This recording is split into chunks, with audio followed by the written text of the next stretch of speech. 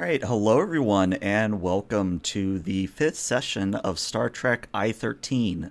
We are a tabletop role-playing group that is using the Star Trek Adventures rule set by Modifius Entertainment.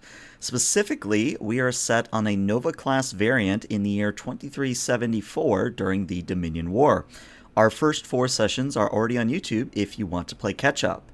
The only real announcement I have this week is that if you are lucky and things go well, the first session, Session 0 of Mata Hari, a new Star Trek Adventures game, will be premiering either this coming Saturday or on May 2nd. So please look forward to that.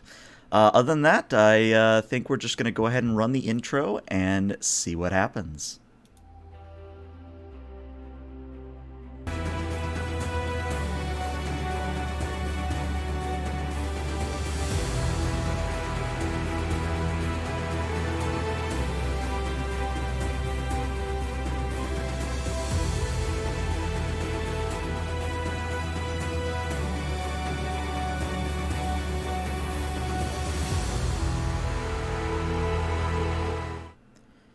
And welcome back. So, as is tradition with my Star Trek Adventures games, we have an opening log as prepared by none other than Captain Shran himself. So, Brad, take it away. Captain's log. Can you hear my dog there? Yeah, it's all right. Go for it. Captain's log. Stardate 51632.3. The I-13 is currently en route to make first contact with a species known as the Jovum. They are similar in nature to the Tholians in that they are beings of living crystal. Unlike the Tholians, though, they appear to be open to meeting new species. Or so the observational scientists say. The Jovum are a few days out from their first warp flight. They're not especially close to the Dominion border, but are near enough that Dominion ships could be in the area. It's the I-13's job to make sure that warp flight happens no matter what. Since our encounter with the Festarians, I've had to discipline Dr. Idru and Commanders Soval and Holton. They took action without consulting with me that may have altered an entire society, for better or for worse. But this is Starfleet. We are not gods. We don't fly through the galaxy changing civilizations just because we don't like their way of life. It's possible that at the end of the day, I may have chose to take the same course of action that they did. But Dr. Idru did not give me the opportunity to make that choice. Alrighty. So, we are actually going to cut to the ready room where we see Shran, Idru, Soval, and Holton all being disciplined by the captain.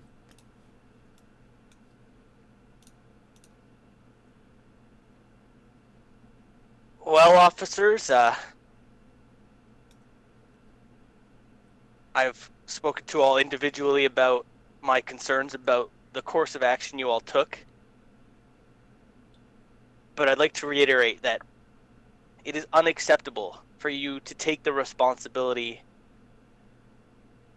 and do what you did, changing an entire society. I'm the captain for a reason. That responsibility should fall on my shoulders. And you didn't even let me make that choice.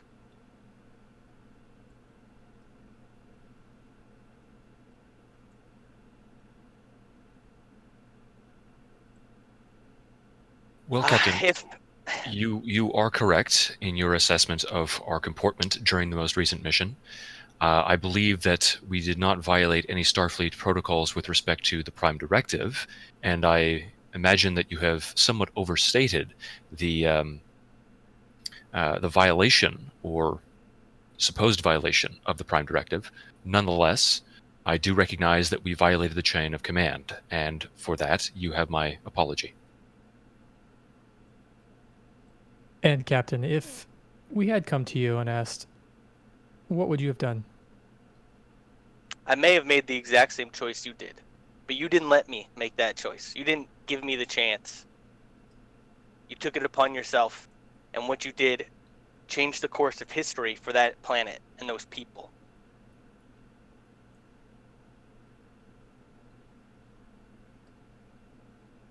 If we were in a different situation, there may be more severe consequences to your actions, but because we are at war, and judging by the daily casualty reports, we're running out of people. I can't afford to let 3 of my most experienced officers go.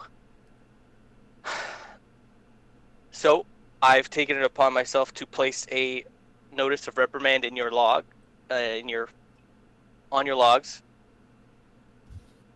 And when this is all over, there may be further consequences. But for now, it's back to duty.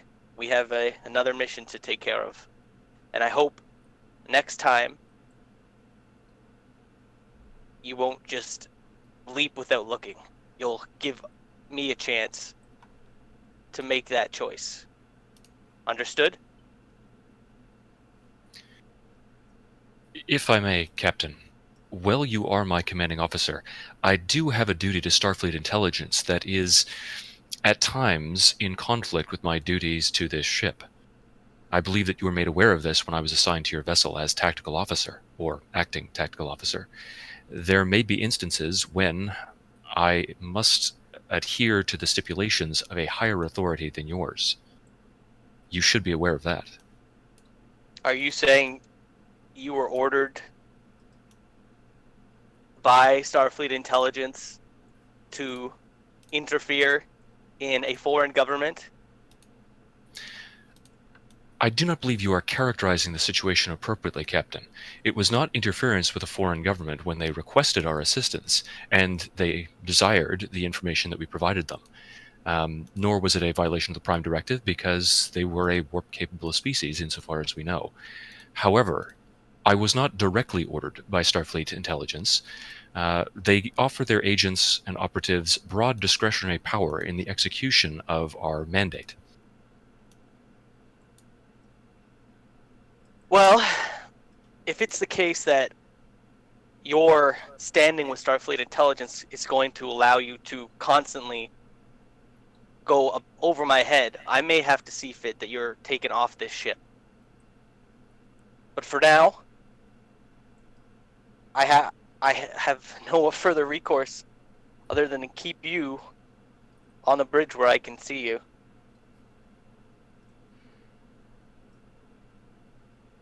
Understood, Captain.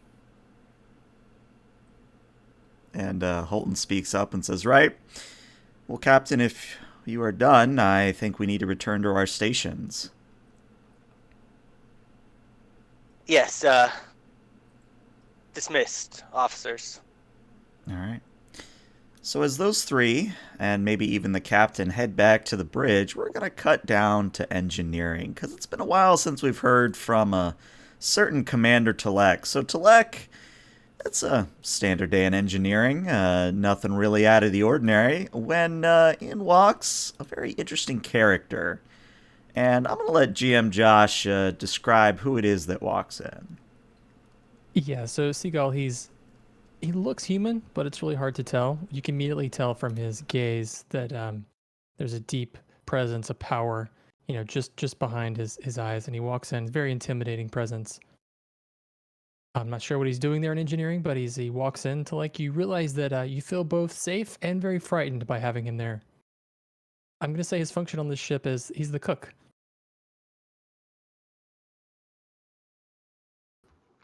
Do you need any assistance? No. Do you? I mean, not necessarily. Everything seems to be going fine today. That's good to know. Is everything in the kitchen functional? Does anything need maintenance? I would appreciate some maintenance on my replicator. Sure, I can take care of that. I can have somebody go up and fix your replicator for you. I tried to replicate some chicken, but it came out tasting like alligator. And there's going to be 3 seconds of silence. Interesting. I don't know that I have tasted both of those enough to be able to tell the difference. If you'd like some, there's plenty in the kitchen. I wrestled an alligator once. It only took one hand to kill it.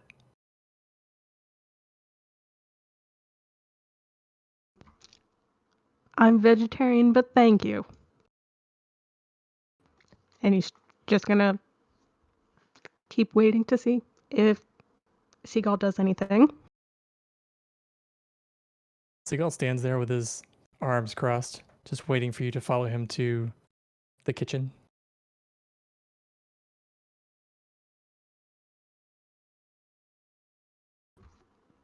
Do you So- want me to fix your replicator myself personally?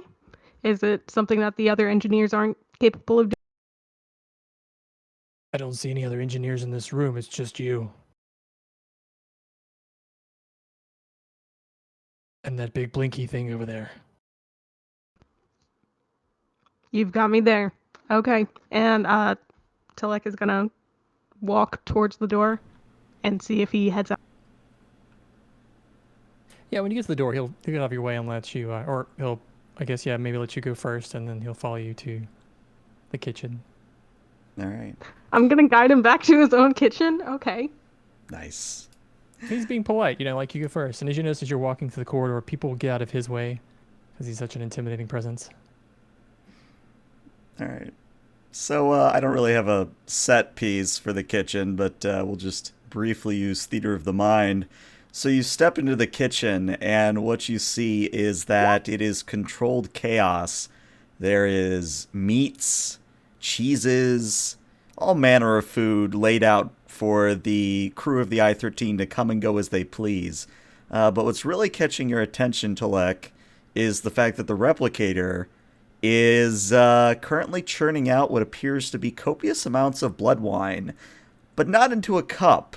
It's just literally replicating the liquid, and yeah. Tilek is gonna immediately rush over to there and deactivate it, hopefully, from continuing to produce more blood wine onto. Sure, roll me a control engineering difficulty of 0.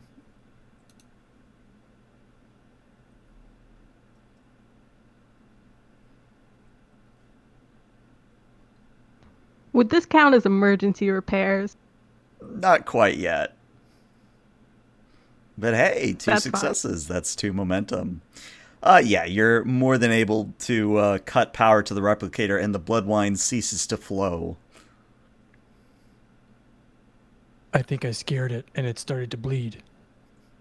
I thought you said this was producing alligator meat, not blood Well, wine. I tried to replicate some chicken, but it gave me alligator. Then where's the alligator? Couldn't let it go to waste.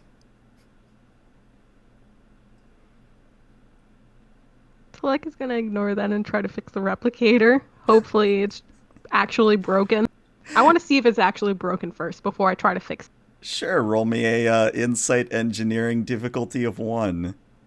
And while you're doing this, to what you notice too in the kitchen is there's a copious amount of knives, like all sorts of sizes and shapes, way more than you'd probably ever need. But yeah, like Seagull goes and he grabs like 2 or 3 and very skillfully starts chopping vegetables.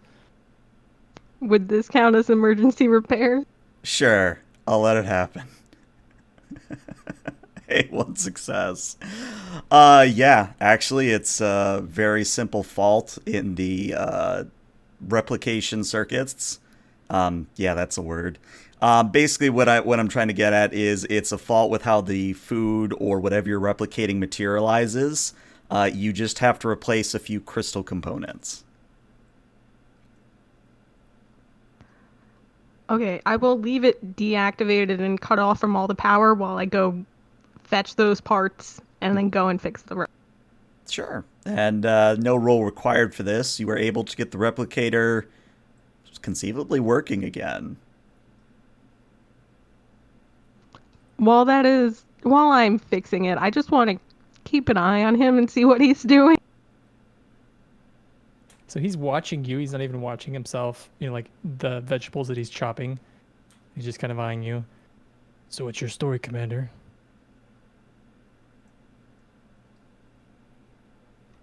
What do you mean?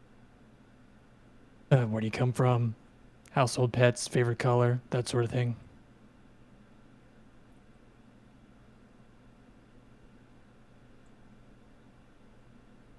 It's called banter.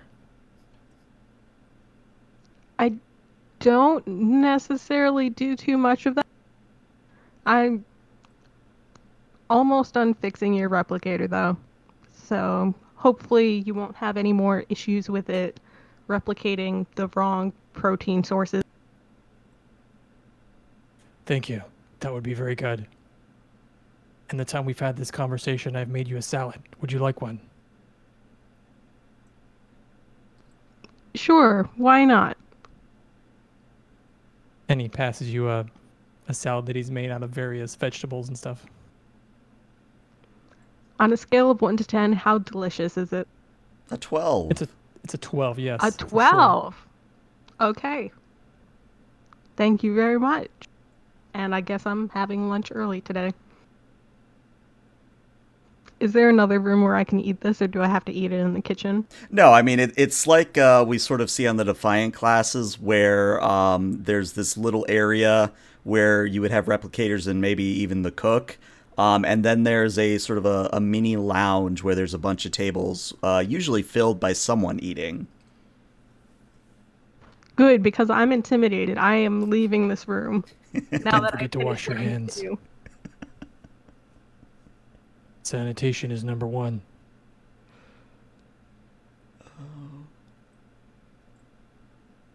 Well, if you need any more assistance with your machinery, just head on over. I'm happy to fix whatever.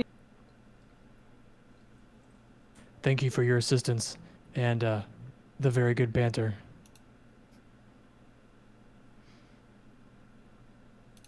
All right.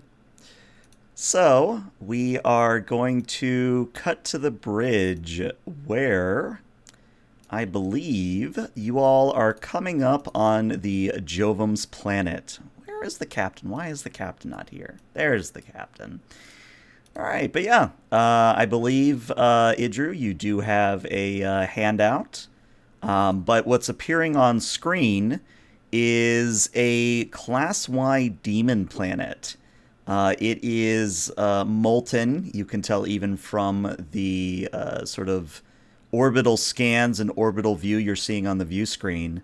And it looks inhospitable to any sort of life, but apparently the Jovum live here. And I'll let you guys take it from there.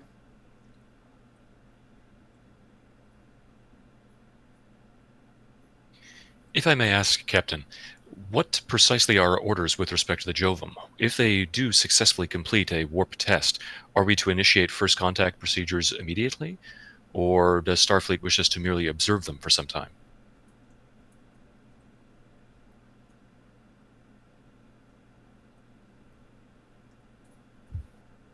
Commander Holton, perhaps I will direct this question to you.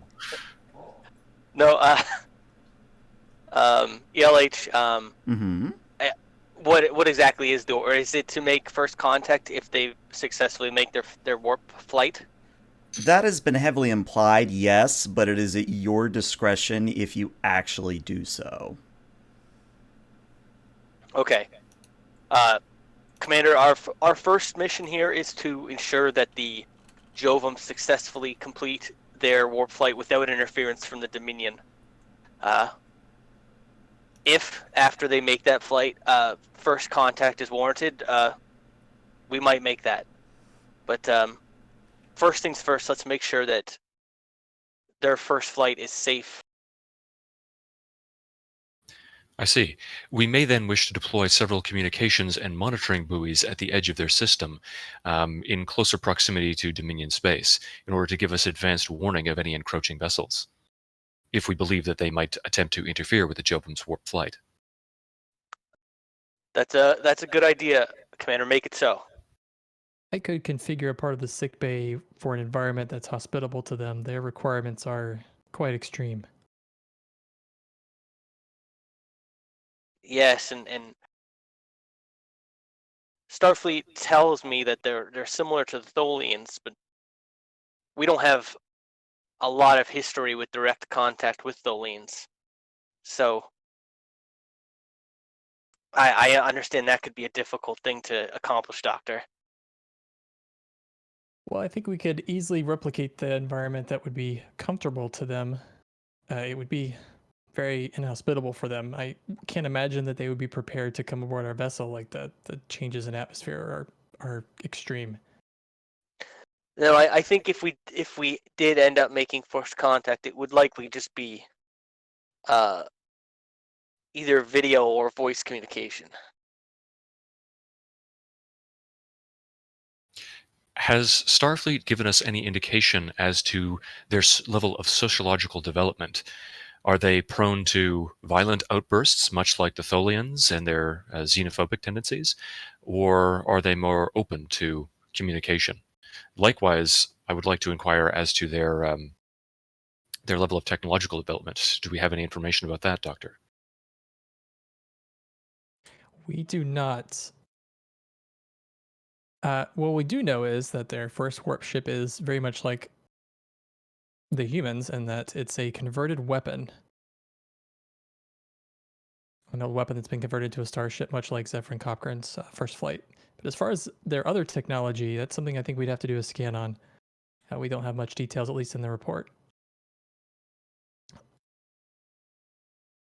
There is evidence, however, that they have at least left their planet in other capacities. The other two mines in the system, or the other two moons around the planet, are being mined. So we at least know they have the technology to leave their planet.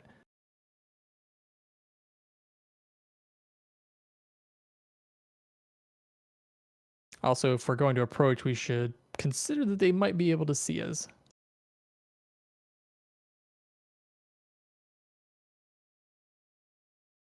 Yeah, I think we'll keep our distance unless it's absolutely necessary to,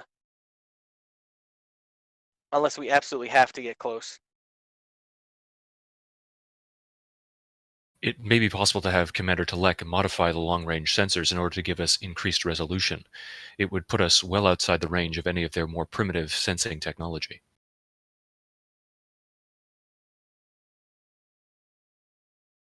That also sounds like a terrific idea. And I think Holton probably takes the initiative here and calms down to Commander Telek and says, Commander Telek, Yes.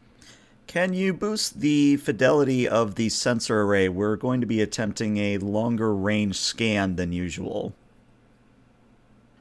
Yeah, no problem at all. I can get on that right away.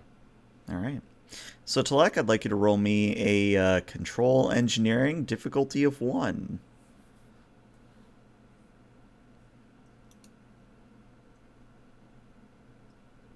Ah, 2 successes, another momentum. Yeah, it's a simple enough procedure. I mean, the Nova class, even your special Nova class, is, for lack of a better term, it's a specialized sensor platform. So all you have to really do is just reroute some power here, change a few bits of data flows there, and sure enough, the sensor range has been boosted by about 25%, which gives Commander Idru, or anyone else on the bridge, a chance to do a scan. So, Idru, if you're doing the scan, it's going to be a reason science. The difficulty would be a 1 after accounting for your advanced sensor suites. If Saval did the scan, it would be a reason security, also at a difficulty of 1.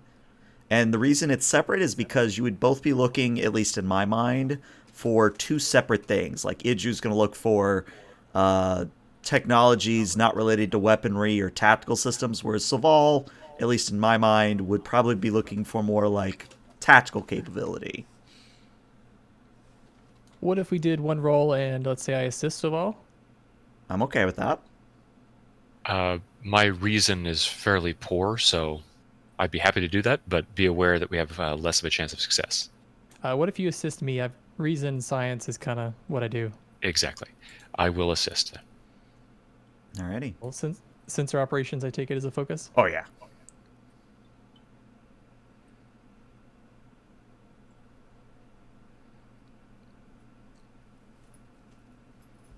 All right, there's the assist. There's 3 successes on the board. Very nice. That's another 2 momentum.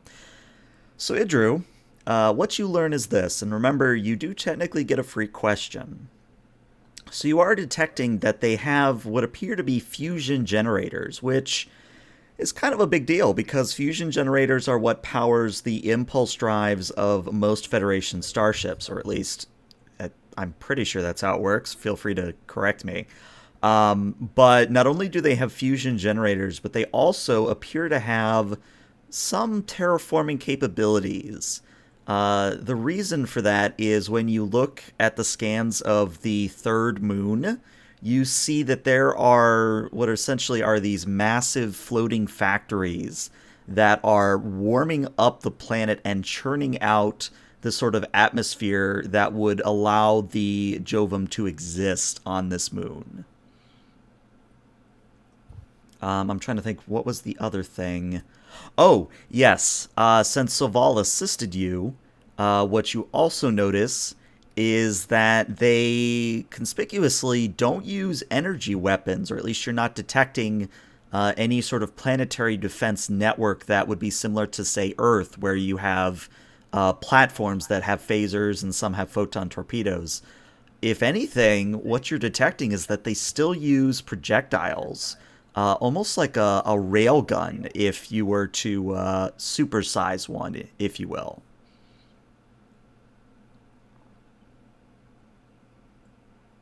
I think a good free question would be, can they see us? I would say that based on the fact you've expanded your sensor range, the answer is no. However, I think it's interesting if I spend 2 threat to create the complication that they maybe don't see you, but you are picking up increased comm traffic that would indicate that they have sensed something.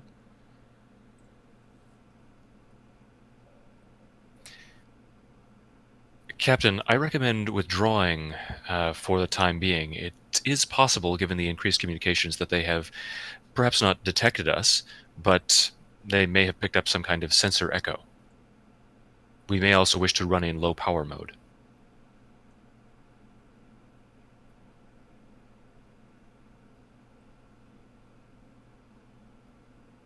Oh, do we lose Brad? Oh, I had him muted. Oh. With that scan, do we have a sense of where their first launch is to be, where it's located from? Yeah, it is coming from the western continent. If you will imagine, basically the way the planet is laid out, and I tried to do a graph for this, but I couldn't make it look pretty enough.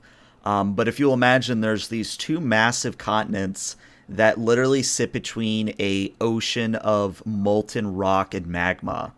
And on the western continent, there is the launch platform that is actually rather similar to that of NASA here on Earth, where there's just a large sort of umbilical structure that holds the warp-capable missile in place, ready to launch. Okay, so and Centauri, please move us out of communications range from the planet. We don't need to be aware of everything going on in that on the planet's surface. We just need to make sure that the Dominion don't come and interfere. Before we move on, can I speculate as to the yield of the explosion or the damage that might be done by one of those mass drivers? Would it be something that we could deflect using the navigational deflector, or would it potentially overwhelm that system? Yeah, why don't you roll me a insight security at a difficulty of 2? Can the ship assist? Yes, the ship can assist with a computer's security. I am going to buy an extra die, if you don't mind. And would shipboard tactical systems apply here? Or Yeah, I'd let it happen. All right, that's 3 successes. You get that momentum right back. Yeah, good news. You should be quite easily able to use just the navigational deflectors, like not even shields, just your deflector itself would be able to handle such projectiles.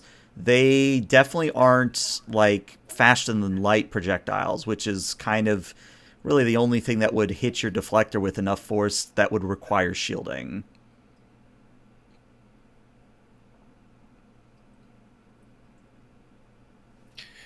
Captain, it seems that the civilization's weapon systems pose no threat to the I-13. Also, at the range that we're at, if it's a less than light speed projectile, we could easily just avoid it. Indeed, I was speculating as to an assault that might occur in closer proximity, but you are quite right, Commander. Good information.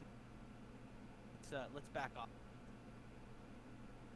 And Captain, with your permission, I'd like to engage Mr. Telek. I think if we could get a start on cracking their language, since we're already into their communications, it might give us also some understanding on what do they know of us, if anything, and then also what their next step is. Absolutely. You are very quiet, Brad. Yeah, something just happened. Uh-oh, I could barely hear you. Brad! I think at this point, with the captain gone, we're just going to mutiny.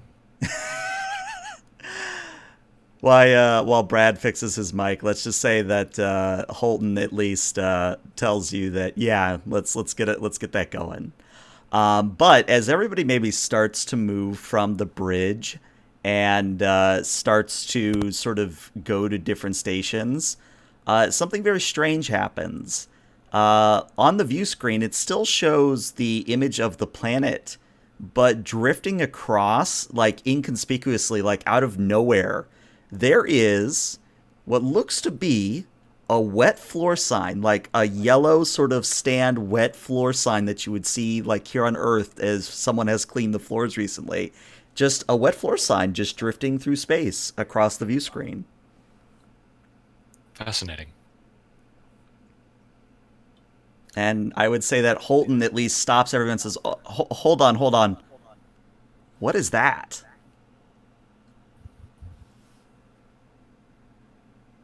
It That appears looks- to be a wet floor sign, Commander. Why is there a wet floor sign here? I would recommend beaming it on board and conducting a metallurgical analysis. Yes, let's do that. What? Holton just sort of shakes her head and, taps in the commands to bring the strange artifact aboard. I'm not here, but what language is it in? Oh, it's in English. That's beautiful.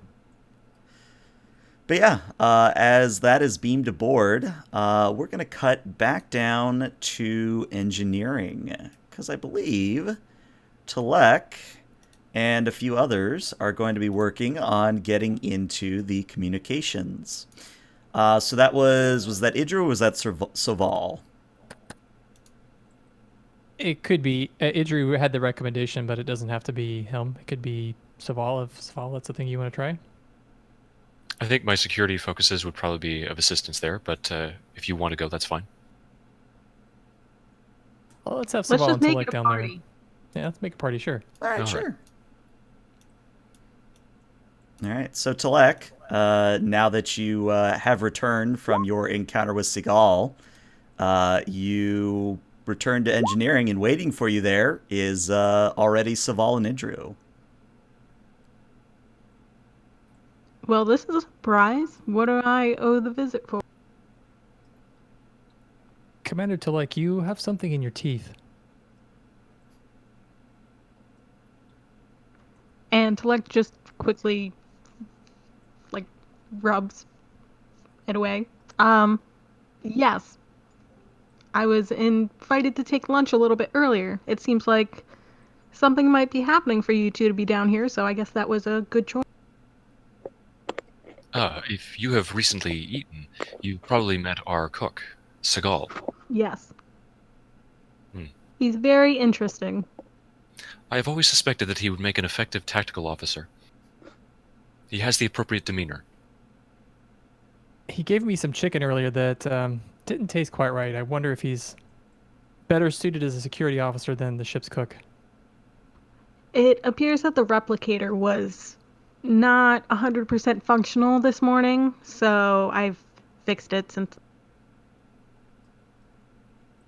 Can you guys hear me now? We can. Perfectly. Okay, cool. Well, Commander, the reason we're down here, besides just a social call, is we are going to try to crack into the communication system of the Jovum and hopefully begin to translate their language, which I think might go a long way for us to not only understand them, but see what their next steps are on their warp travel breakthrough. I could probably assist with translating their language, but as far as breaking into their system, that's certainly not my expertise at all. I must I'm. advise. Go ahead, Commander. Oh, you can go. I was merely going to express some concern that this could be considered a hostile act on our part. If we were in their position and another force were to enter our system and begin to monitor our communications, cracking into our coded transmissions, we would view it as unsavory. I think that might be the case as well. However, I'm happy to assist with the sensors in any way that I can. We might need to get the comms officer in on this for their linguistic expertise. However, technology-wise, I can get started on that. I wonder if they have any communications that are public that we could tie into, even if it's not directly related to the warp flight. Just understanding the social situation on that planet would give us a lot of information. They must have some form of entertainment broadcasts. We can see if we can fetch any old radio communications. It might be a little bit out of date due to the speed, but it would be free to just take out of the quote unquote airwaves. Yeah. So let's make this an extended task. This is going to be a fairly easy extended task, and I'll type it out so that you don't have to worry too much about keeping track of it. But your work track is going to be 14. Your magnitude will be a 3. The difficulty, assuming you are okay with just picking up old stuff and not trying to break into new stuff, will start at a 3. And I'm going to say that there is a complication which increases the resistance to 1. And that complication is that, again, you are picking up older transmissions, which means it is harder for you to really get a feel for quote-unquote current events. But that is your work track, or your extended task details. The task is going to be either a control and engineering. Actually, let's make it a control engineering just itself, and then anyone assisting would also do control engineering. I will say the ship will assist you with a communications and engineering. Does augmented attribute apply to assists? It does, yes. Okay. Can you remind me what was assisting with the ship? The ship is assisting with a communications and engineering. Okay. Yeah, we actually get to use the communications of a ship for once. Also, it just occurred to me, we haven't really touched on your E-War capabilities, but this would technically fall within that purview. So I would say your difficulty actually starts at a 2. And ELH, I was going to try to convince you with mental repository. Could I use that talent here to load the difficulty again? I would say yes, but there would be a complication. I think I'd rather have the higher difficulty, actually, than the complication. Okay. I think that's fair. All right, but yeah, whoever wants to roll and whoever wants to do the assisting, let's see what happens. If it is control engineering, maybe I should assist, and then Sure. Do we want to use any of this 5 momentum right now, or just start and then use it? I would probably use 1.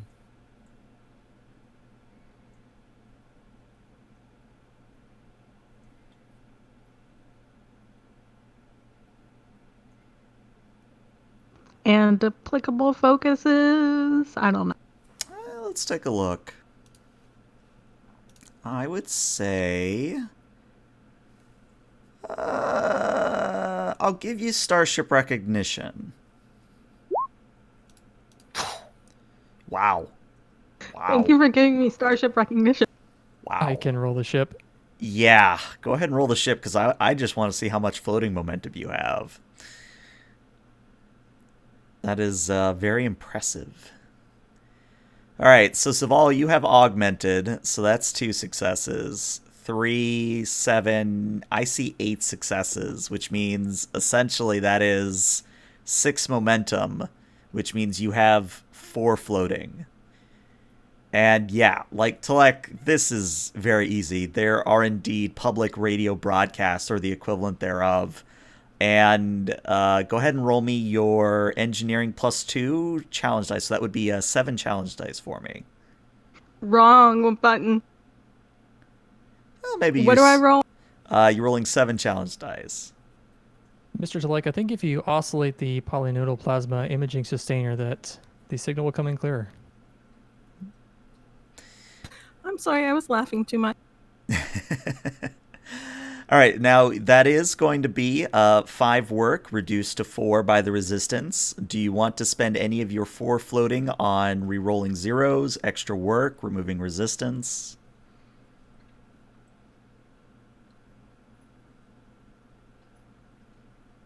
I would certainly re-roll those 3 zeros.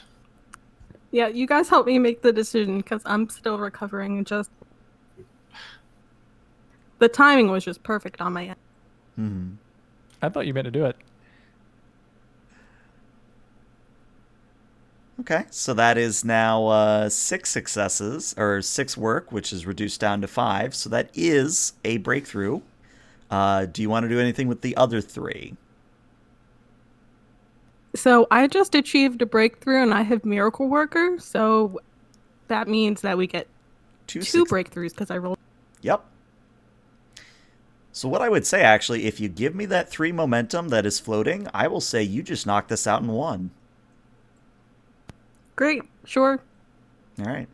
So because Telek did indeed oscillate the polynodal plasma imaging sustainer, the good news is that you are able to get your first glimpse at what a Jovum looks like. And I'm going to show this to everyone now. So you all hopefully should now see this handout. So the Jovum are somewhat bipedal, or at least they have what appear to be some form of, I would call them legs, but to call them legs would be a disservice. They're more like lower appendages that sometimes form into a solid piece. But what you're really noticing about the Jovum is that they don't have hands so much as they have 2 appendages that end in a large glowing purple crystal. And actually, the longer you sort of comb through these communications, the more you realize there is what appears to be a caste system here. The quote-unquote worker class, or the everyday man, is purple-hued, like they have the purple crystals going on. But the quote-unquote engineers, they're golden color. And the scientists, they're blue-colored. And, say, the politics or the diplomats, they are actually a prismatic color that sort of shifts between all. And their communication itself is very strange. As far as the universal translator is concerned, it is something like this. So if you will imagine a monotone voice, I know that's hard with me. Imagine a monotone voice, and it's something like inquiry, status update on project XYZ. Response, XYZ is proceeding as planned. Inquiry, how are you doing today? Response, all things are within acceptable parameters. You know, so sort of a challenge response type thing. Almost like a, what are they in Mass Effect? The Hanar? The ones that do the emotion before they speak. Oh no, maybe that's the Elikor. Maybe it's the Elikor that do that. Yes.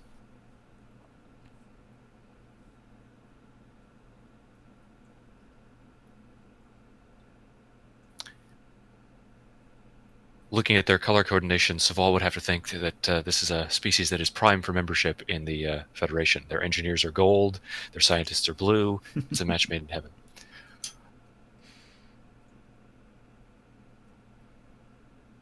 Well, perhaps if we make first contact, they will feel comforted by familiarity. In the communications that we've got, can we detect any sort of unrest or unhappiness in any of the groups? I'll say as part of that floating momentum you have, which we are at cap, by the way, Nick, so we are at 6. I would say that the only unrest that you're picking up is that maybe the people working on the mining colony of one of the moons is a little annoyed that they didn't get a shipment of something. It doesn't really translate, but it's not like there's civil unrest, I think is what your question was going for. Yeah. I would say, if anything, what you pick up are interesting news broadcasts that are something along the lines of statement. The warp test flight is scheduled for a week from today. We are expecting great success for the Jovum Empire.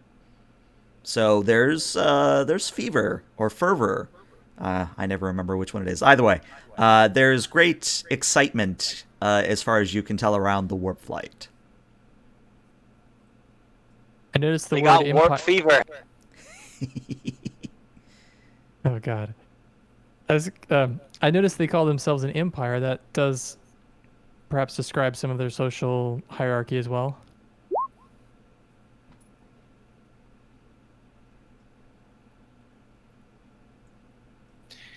Do we get any information or any indication as to the direction of their entertainment? What it is that they're interested in or what their sociological fixations are? An interesting question. Why don't you roll me a insight and a science here? Difficulty of 2. Okay. Well, that's not going to go well. Would anyone mind if I spent some momentum on this? No, Go for it. So I will buy 2 extra dice for that, and we'll see how this goes. Infiltration, Yeah, I'd let it happen. perhaps. Of course, that doesn't matter because I have a 1 in science, but okay. Yeah, so unless you want a determination that, I'm going to say that you're just not able to pick out, like, anything that would seem like some form of entertainment. It all seems to be very rigid, very ornamented. Nothing that would, again, stand out as entertainment venues. I don't think. Yeah, okay. What I would say, though, is that as part of this insight science, what you do realize is there is a. How to put this? There is a predilection that the prismatic hued Jovum, the politics or the politicians that you are prescribing to them, I lost my train of thought. One moment. Where was I going? Oh, right. The politicians, or what you think are politicians, they only appear in very quote unquote important broadcast. It's not like, say, Earth of Today, where you can just turn on any news channel and see someone talking. They are very much like maybe even the Queen of England, where the Queen really only does very important broadcasts. But that's all I can give you with those no successes. Okay. Can I tell, and this might be another role, Mm-hmm. can I tell if the coloring that they have, is that a predisposition or like a cultural thing, or is that a genetic thing? Like they're born yellow and they have to become an engineer, or is that a choice? Ooh, that's an interesting question. Why don't you roll me a insight and medicine at a difficulty of 2? And So you know I'm gonna xenobiology would apply. so I'm gonna run the talent by you again. Can I lower that to a 1 with mental repository? Yes. Cool. I think with the difficulty 1, I'm just gonna go for it.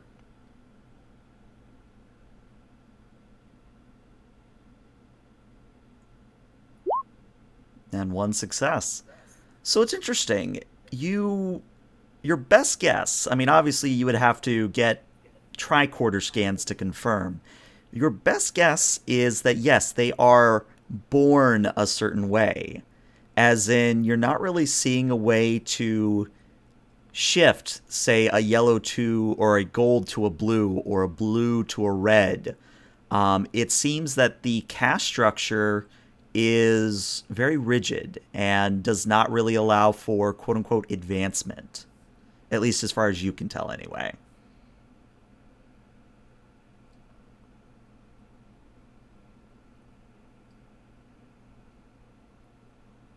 Not anything to be concerned about, but when dealing with them, it may be something to keep in mind that apparently they're born into a place in their society and that appears to be unwavering.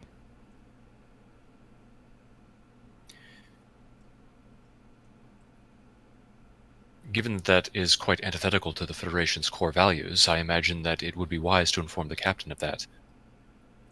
We would not wish to run afoul of their cultural sensibilities. Thank you, Doctor.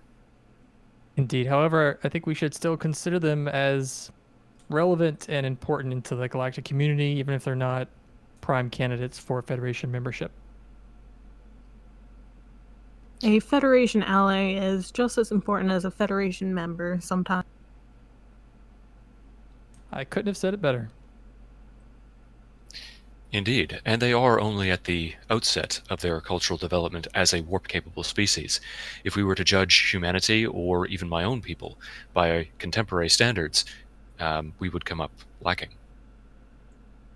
And this caste system may be biologically baked into who they are, not necessarily a choice. We should bring that into our consideration when dealing with them as well. It's just then that the ship automatically goes to red alert.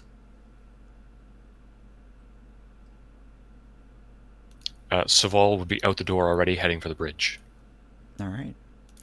So we cut to the bridge. Real quick question. I'm assuming, Idru, you're following as well?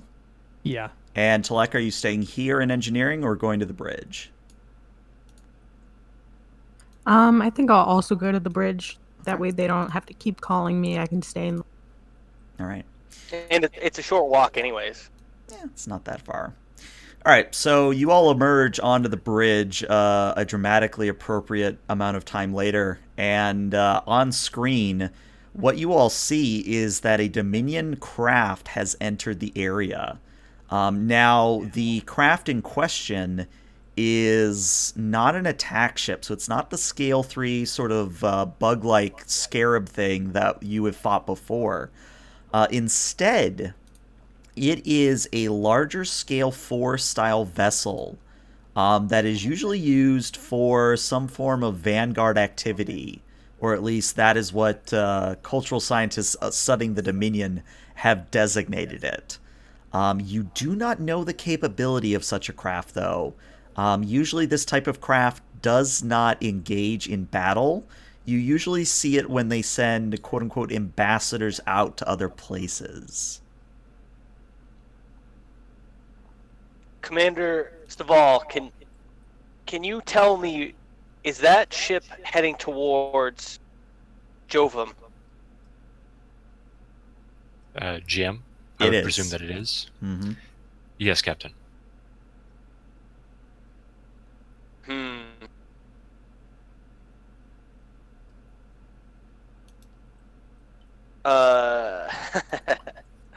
Okay.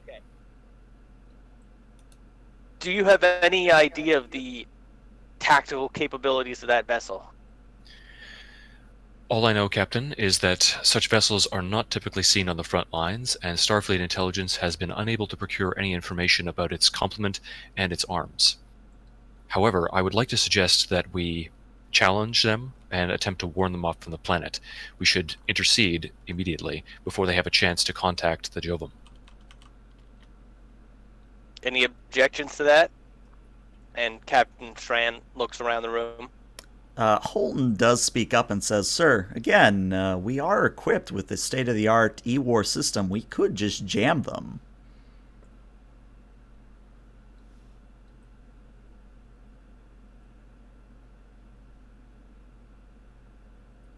Just offering another opinion, Captain.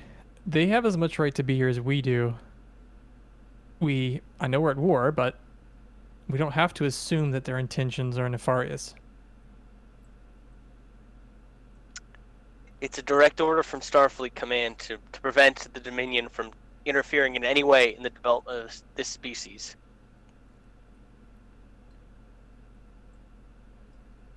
Now, Saval, I bring this up because it's something I've been cooking in the back of my mind, and I think it's ready to present.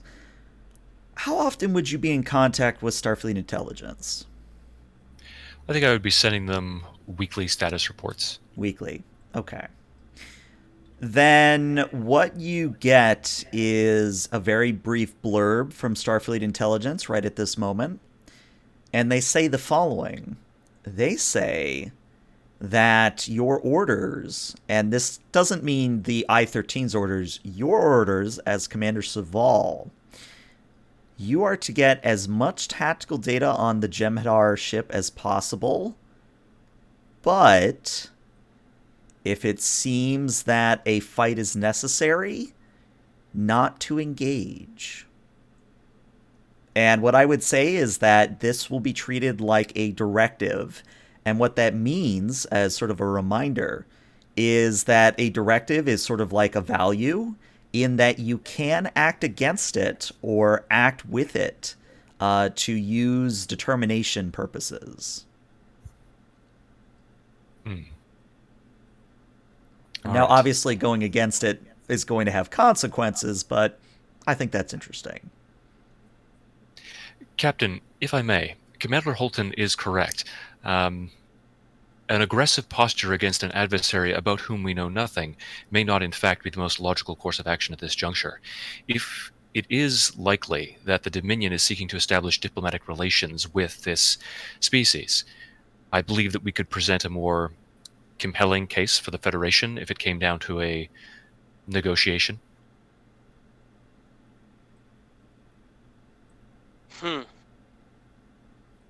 Let's try to get more information about this Dominion ship before we make our decision. All right, so my question is, are you just going to attempt to scan it, or are you going to do something a little more overt? I think our first act is just simply to scan it. Okay. And then if we see them, are they further away from the planet than we are? Yeah, they're about out where the Oort cloud would be, so they're quite a number of AU out from where you are right now. Okay, so we have a little bit of time before we have to. We can do a little bit of information gathering, and then I think if it appears like they're going to attempt to contact the planet, maybe then we can try to block the communications, and then do something. My follow-up question is, do you care if they detect that they're being scanned? If they come after us, maybe we can pull them away from the planet. So I don't think I care. Okay. Well, I think since this is a tactical assessment, let's have Saval do a reason and security. The ship will assist you with a sensor security. Due to the range, this will be a difficulty of 4 after accounting for your advanced sensor suites. I'll roll for the ship. ELH, do we have any idea, based on the communication that we've got in the time frame for that warp launch, is it soonish? Is it next week? You've got about 20 minutes. Oh. Could I tap that value to spend determination? Not the value, but the directive. Mm-hmm. If you tell me how you're following the directive. Well, I'm actively attempting to get detailed sensor scans of the vessel And I've actually been following that directive in the sense that I just encourage the captain to disregard my prior suggestion. Sure. Okay. And I'll spend 2 momentum to roll 3 dice. Okay. Applicable focus, infiltration, restricted illegal weapons. No, I'll give you Starship Tactical Systems. Okay. All right, so let's see. That is because you did spend for the determination. That is indeed 4 successes, which is what you need. So Saval, Sorry, is it 4 or just 3? because you spent The ship. determination, it's 2 successes. So because the And ship the ship assisted you assist, there. yeah. Oh, I didn't see the ship there. Okay, good. Yeah. So Saval, what you see is that, like the Jem'Hadar ships, they have Polaron cannons, they have Polaron beam arrays, they also have photon torpedoes. All fun. But This is great so far. I love it. what really catches your attention is the You say a fact founder. there You is say a founder. there is indeed a founder or a changeling on that vessel.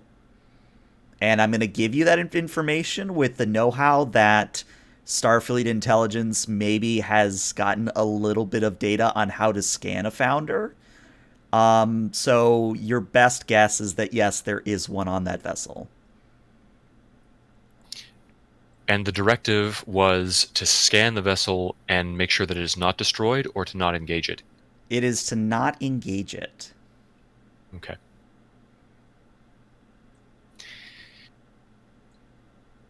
Captain, this vessel appears to be heavily armed. It is more than a match for the I-13.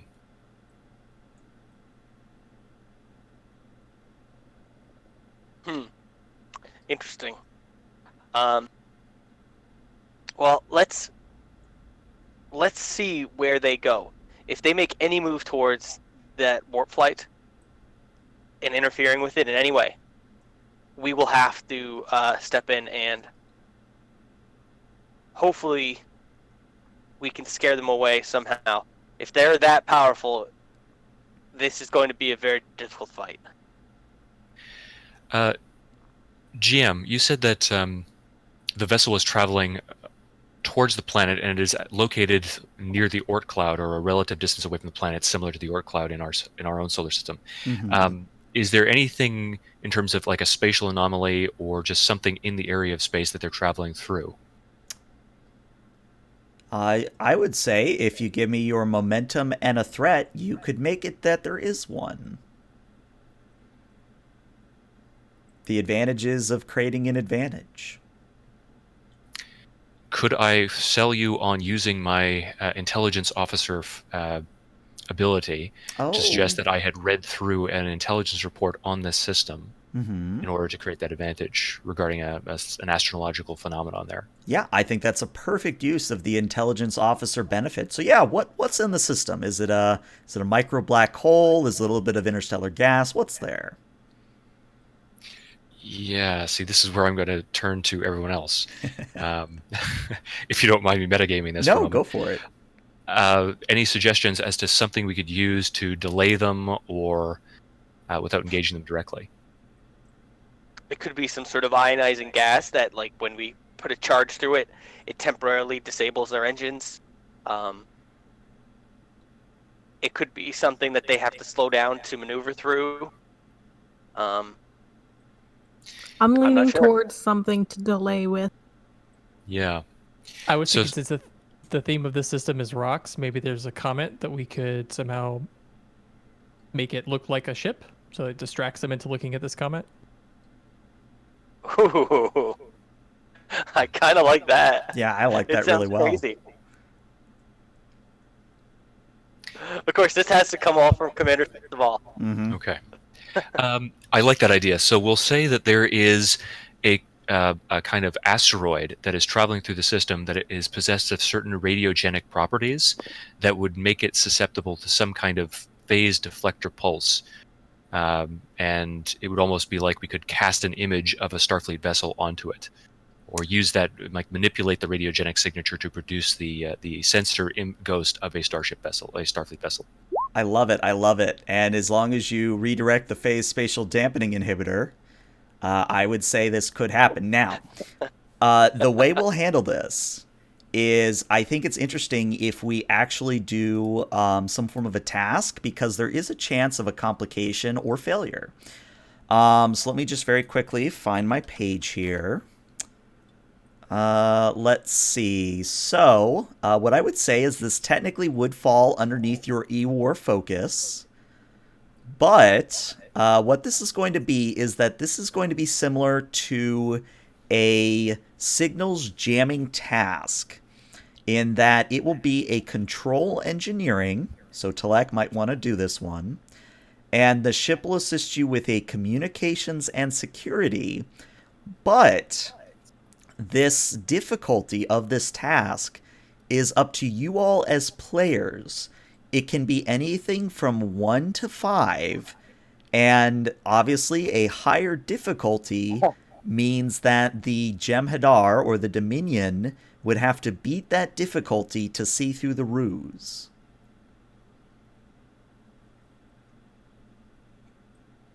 Could Telek tap a value on that? Do you see anything in there? What kind of value are we going for?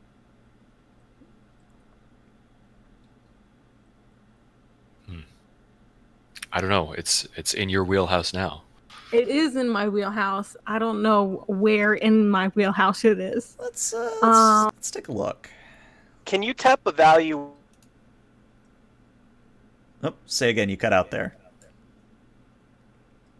If you're asking if we can tap a value, yes, we can. We just don't know which. I would say your value of always have a backup plan, or even action first, protocol later. Either of those would apply here.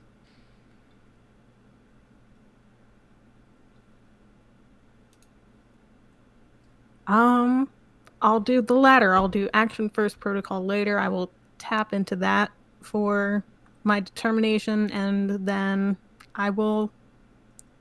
How difficult do we want to make this? We haven't even decided that yet. Well, Yeah, I was actually... Sorry, I just had one question. Can Saval assist? Yes, Saval can assist. Okay. I would say a difficulty 4 if you're tapping determination and choosing to roll 3 dice with an assist. Okay. But again, that's up to you. I don't want to... I will go with it. Alrighty. Believe in you, And can, Telek. what can the ship roll? The ship is rolling a communications and a security. Okay, that's not too bad. Applicable focus? I have no idea. Yeah, you would have one. Just one. Wow. I was gonna say, if you fail Telek, Seagull could always use help in the kitchen.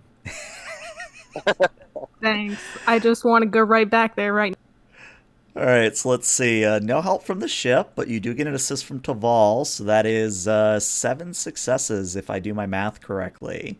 So that means you get a grand total of 3 momentum right back. So yeah, what you do is you send out a deflector pulse to sort of give the asteroid, this comet, this ball of rock, the sensor ghosting capabilities of a sensor ghost. And I'm going to now roll for the Dominion ship. I am going to give them some additional dice with threat. And instead of rolling the big ship macro, which would give things away, I'm going to do this manually.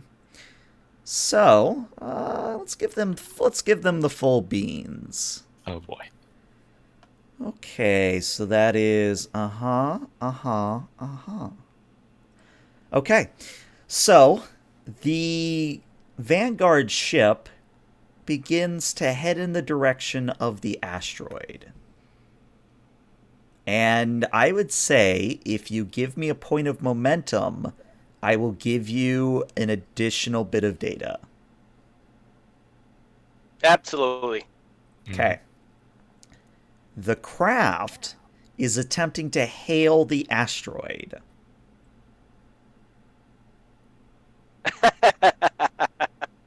Amazing.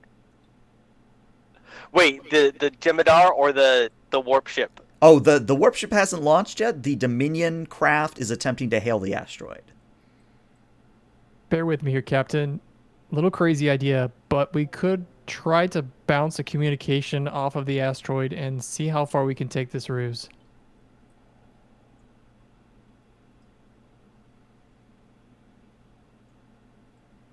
Uh, let's do it. Okay. So, what I would say here is that this will now become a hailing frequencies open. This is a control engineering, and the ship will assist you with a communications and engineering. I'm going to use the rest of my threat to make this a difficulty of 5. And failure doesn't necessarily mean that you fail at doing this, but failure means that the Dominion craft is able to see through the ruse. Could since this is my crazy plan, could I pitch that perhaps the communication we bounce off the asteroid is trying to make them think that it's another Dominion ship saying, "Hey, we need your help outside of the system to do something." I don't know if that means any change to the difficulty at all, but I'd let it happen, but that sort of communication would definitely have an increased complication range. because if we succeed at that, we could almost get rid of them. Otherwise, if we attempt this, all we're doing is at best delaying the confrontation that's coming. Well, Captain, what'll it be? I think it makes more sense for us to make it seem like the ghost ship is responding to the hail. Okay. So yeah, it's going to be a difficulty of 5, control and engineering, assisted by the ship's communications and engineering. And I would say you have 1 assist that is not from the ship. So if Telek does this, for example, Idru could do it, or Serval could do it, Holton could do it. In hell, if the captain really wanted to get up. I do have a focus in subspace communications. You could even take the lead on this if you wanted to, Captain. My engineering's terrible, though. Engineering and control isn't terrible for me. I could see this, maybe as maybe anthropologies have a focus. Maybe I'm making a message that's convincing. I'd let it happen, sure. Okay, can I assist with command engineering? Yes, I'll let it happen. Sorry, not command engineering, because those are the same. Those are disciplines. Maybe presence command or reason command. I'll give you presence engineering. Damn it! I wanted that command so I could do advisor. Okay. If it is a control task, I do have the 1 free success from augmented ability. Then What yeah, is you the take it ship away. assisting with, by the way? The ship is assisting with a communications and engineering. Okay. You take it away. I'll continue sipping a tea in the captain's chair. So Telek should probably take the lead on that. Yep. I'm going to be doing 3 because I think that's what I can do. Well, you can also give me threat. Yeah, I'd spend 1 momentum and 1 threat for an extra die as well. I hope I don't regret that. All right, so no help from the ship, unfortunately.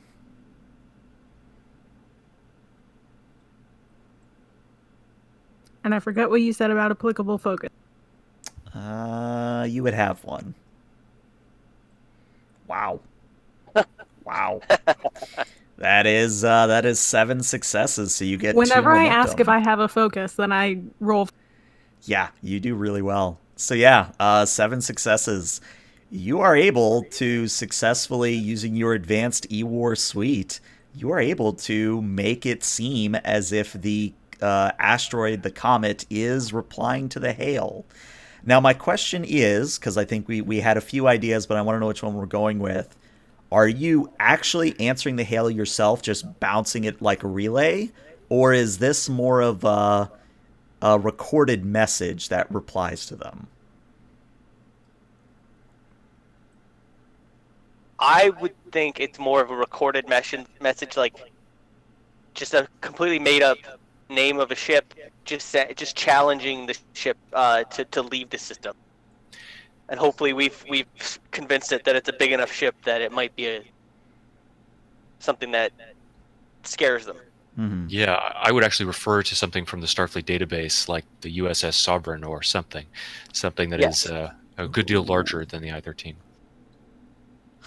I tell you what, if you give me the 2 momentum you just got, we will create the advantage that not only do you have a message from the U.S.S. Sovereign, but the sensor ghost is that of a Sovereign class vessel. Sounds good to me. Absolutely. Jesus. Yeah. I want that to be our exact message. Let's see. All right, It doesn't actually have to be. I would say that doing all this would mean that... Oh, 1 second. I got a jet flying overhead.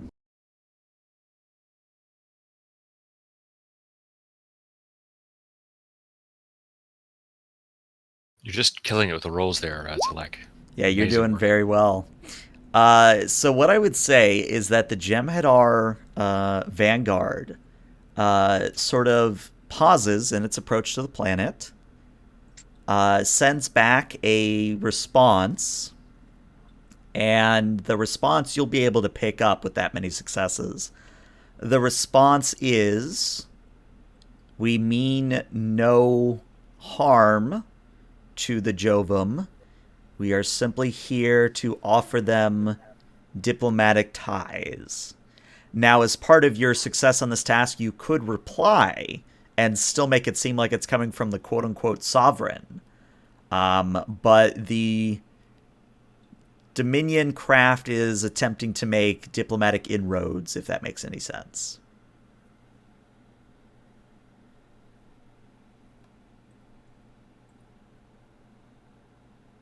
Captain, like I said before, this could be an opportunity to open a dialogue with the Dominion.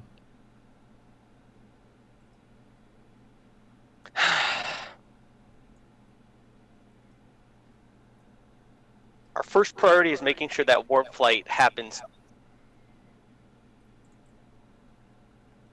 We could... Go ahead. Yes, Commander? We could simply request that they delay their approach to the system for another day.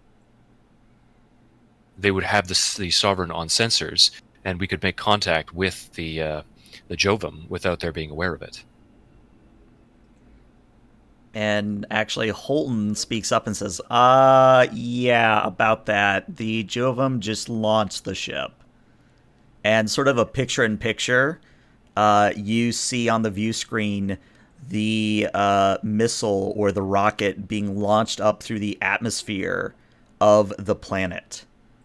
And as it rises up through the atmosphere, breaks through I forget, what is it, the stratosphere, the highest level? I never remember. Either way, it gets through the atmosphere, and the sides of the craft open up, and these 2 trapezoidal pylons come out. Again, not unlike Zephram Cochrane's ship, but these 2 trapezoidal pylons come out, and the engine begins to spool up. Like, you can detect it even from where you are.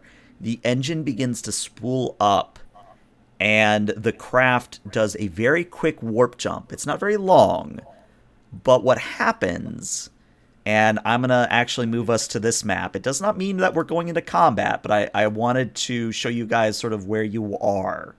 What happens is that this warp jump lasts just long enough to put the Jovum craft between you and the Jem'Hadar Vanguard ship. Now, because you did have the Comet, I do have to adjust a few things here. So let's say the Jem'Hadar is up over here. And let me just very quickly find a Comet. I think I have one in my library. Yes, I do. Let me throw that in, give it an aura so you can actually see it. There we go. So we'll say they are over here near the comet. And the Jovum test ship is right about there. And because I have just enough threat to do this, the Jovum test ship does a scan of the immediate area. Now, again, you have E-War capability. Do you want to jam this scan? Their test flight was successful. I don't think it's a violation of the Prime Directive anymore if we defend the ship, and I don't think it's them knowing our presence is any sort of negative.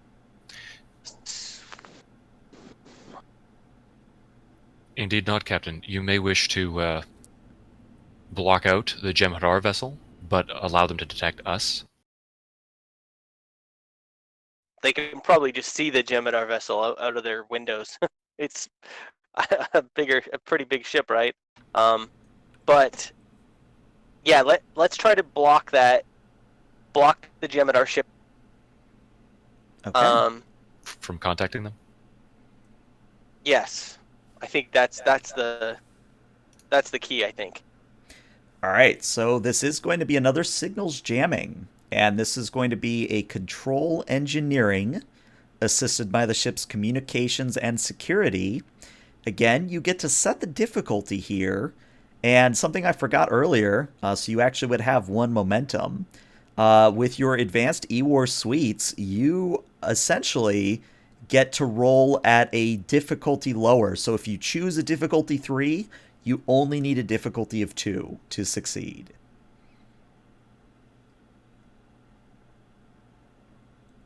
I think we have to at least do 4. We'd be giving a lot of threat, though.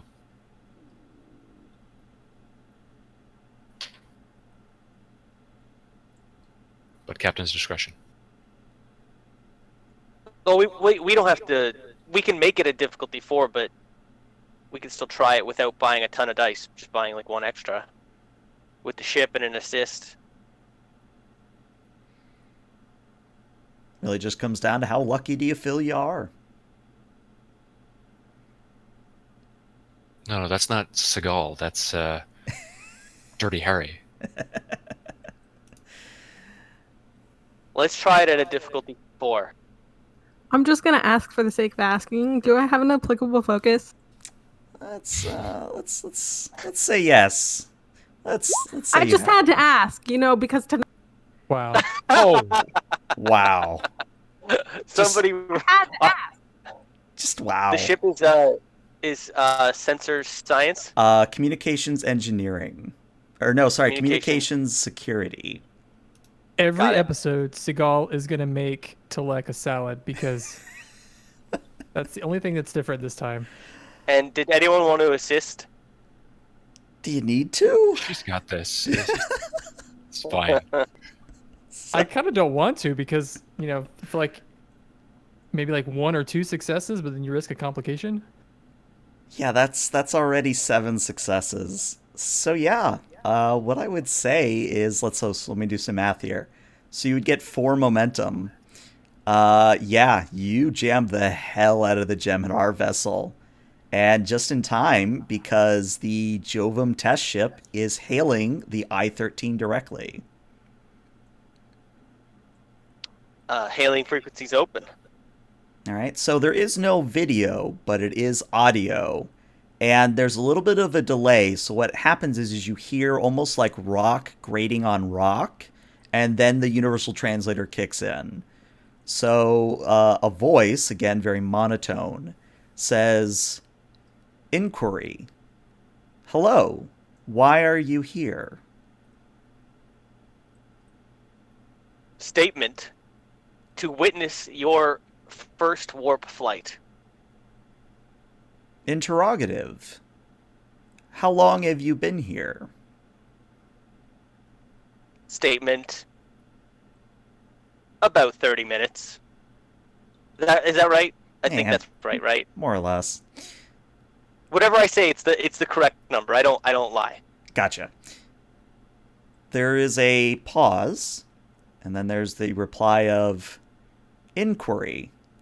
Are you also warp capable? Statement. Yes. Another pause. With joy. We are pleased to make first contact. With joy. We are excited to see you make this next step for your civilization. Greeting. I am Captain Oshrev Shran of the U.S.S. I-13, representing the United Federation of Planets. Statement. I am Captain Gok. Ghoc, if you're wondering. I am Captain Gok of the Jovum Empire.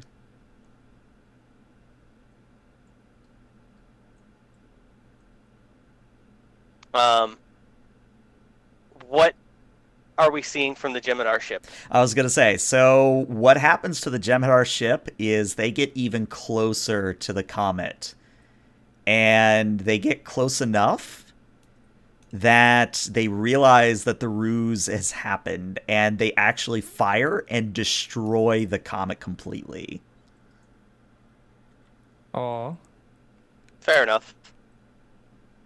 So at this point, I would say the Jem'Hadar probably have figured out that you're there, but you did make the first contact, so small victories. I think my next communication to the Jovum ship is a recommendation: return to your homeworld. We will be in communication with you soon. I'd like you to roll me a presence command, difficulty of 4, and I'm going to say the complication range is 17 to 20. And the reason we're doing this is because, again, the Universal Translator is struggling to correctly do tone, inflection, things like that. So this is more to see if the Jovum take your meaning correctly. Can I use persuasion as a focus? You certainly may. I will buy 2 extra dice. Okay.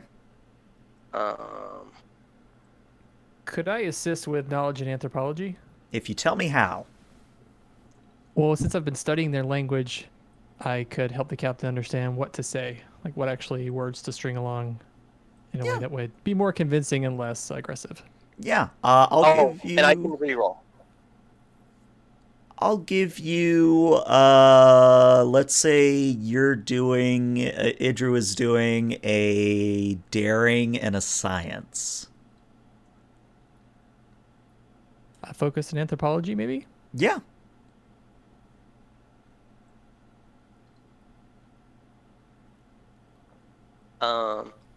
Did you say the difficulty was 4? Yep. Which means... Okay, I will not reroll the failure because... Well, let's check don't the wanna failure. Yeah, I was going to say, that's a 16. You got just under the mark. So yeah, with 5 successes on the board, you get that you get 1 point of momentum back. And yes, the Jovum just say, statement, very well. We look forward to further communication. And then the Jovum ship turns and warps back to its planet, effectively taking it off the board. But it is at this point that the Jem'Hadar craft turns and opens a communication towards you. Do you answer? Yes. All right. So appearing on screen is what a certain security/intelligence officer warned. It is indeed a founder. And the founder says...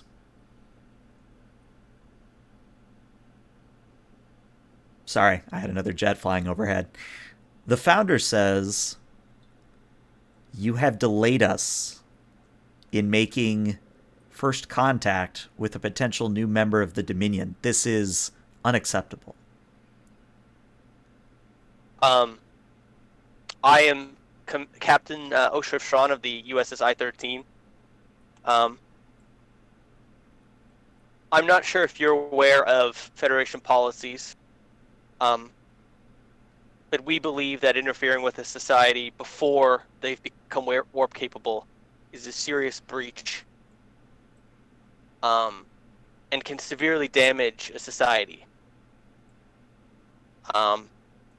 We wanted to make sure that they were able to reach their potential without interference. I do understand that we, the Dominion, and the Federation are currently at war. These people are not at war with either of us. Now that they've become warp capable,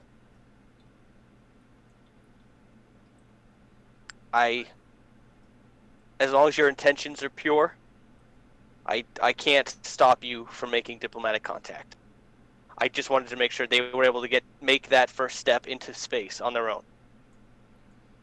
I'm sorry for the deception. Founders don't usually display emotion, but there's almost like a grimace that comes across the founder's face. And they say, "No. We will leave you to your rocks. I have better things to do with my time." And the Vanguard turns on its axis, angles out into open space, and goes to warp.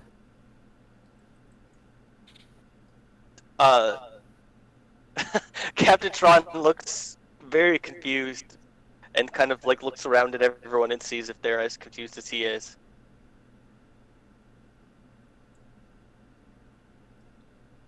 I would have bet everything that they were going to blow us out of the sky.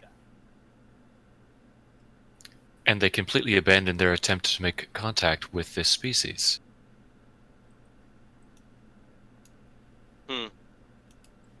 Maybe knowing that others were out there ruined the Dominion's ability to have dominion over them. I don't know.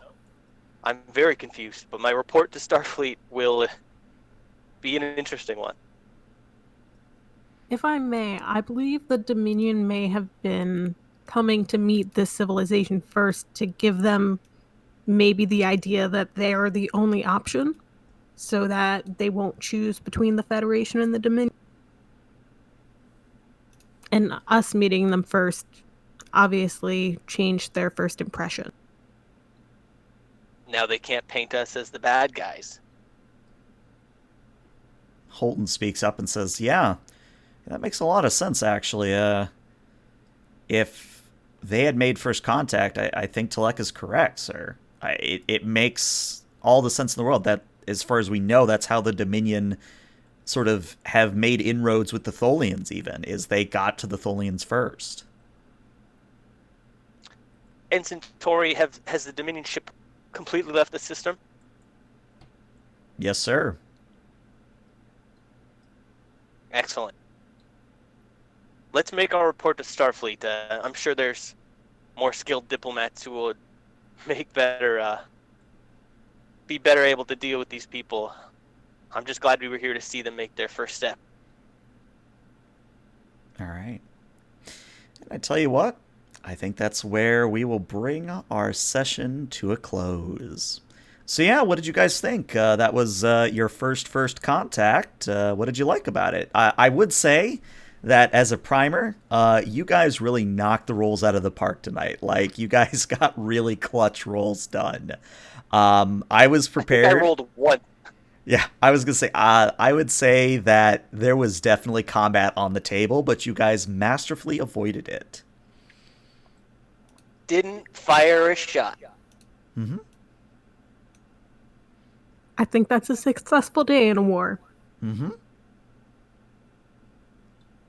I think it was very fun. Yeah, I had a lot of fun. Yeah, as did I. It was quite intriguing, although I am curious as to the red herrings that you mentioned.